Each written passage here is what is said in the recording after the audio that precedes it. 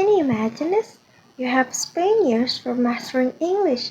Like you have a perfect grammar, vocabulary, pronunciation, and you can pass any TOEFL test with closed eyes.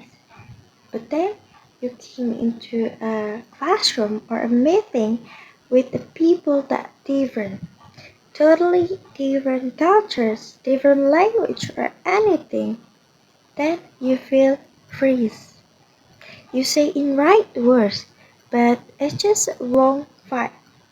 Why? Because you just learn the language, not about the silent grammar and the cultures.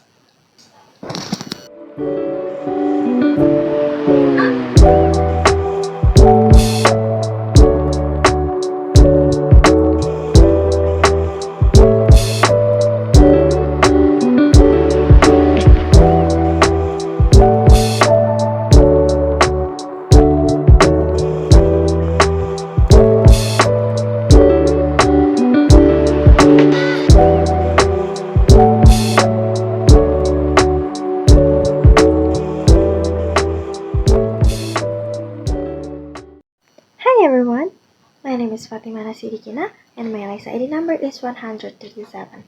And today I want to talking about the book that changed how we look at the communication. It's called Combating Globally, Mastering Multicultural Management and Negotiation by Farid Al-Asmawi. Okay, I know the title sounds feel like for high level, right?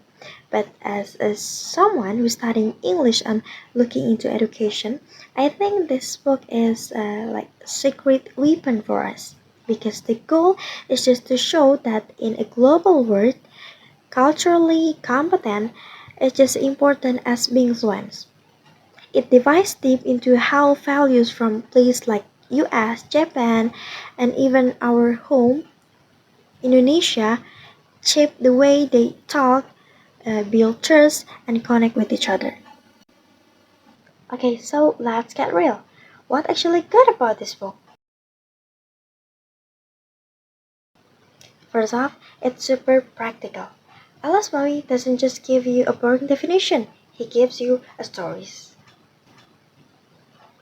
There's one part where he explains how a simple gesture, like how you hand over a business card, can either start a partnership or end it entirely. For us, language students, this is huge. It teaches us that how we say something is more often important than what we say something. The second is test your skills quizzes. I love it because it's like a game. You get to see how much you know actually about other cultures before you go out there and make a mistake. The third is culture contrast. The table is a lifesaver. They literally map out how one culture's values speed while another values harmony. It's like having a cheat sheet for a human behavior. But being honest, it's not perfect. The biggest downside is that it's a very business. Since we are in education, we have to do a little bit of mental translation to apply his tips to a classroom setting. Also, the book sometimes groups people a bit too much by their country. We have to remember that everyone is an individual, so we shouldn't use this book to stereotype people. And lastly, it was written a while ago, so it doesn't really talk about how to handle culture differences on social media or Zoom, which we definitely need today. Now, let's look at a quick example that hit home for me. Alice Maui talked about how in Indonesia we value harmony and indirectness, but we don't want to say no directly because we don't want to hurt feelings, right? Now think about when you're speaking English. Native speakers are often very direct, and when we try to use our sungkan style in English speaking environment without knowing the balance, we might come across as confusing or even dishonest. This book helps us to find that middle ground, like how to be ourselves while still being understood globally. It's about being a bridge between two worlds.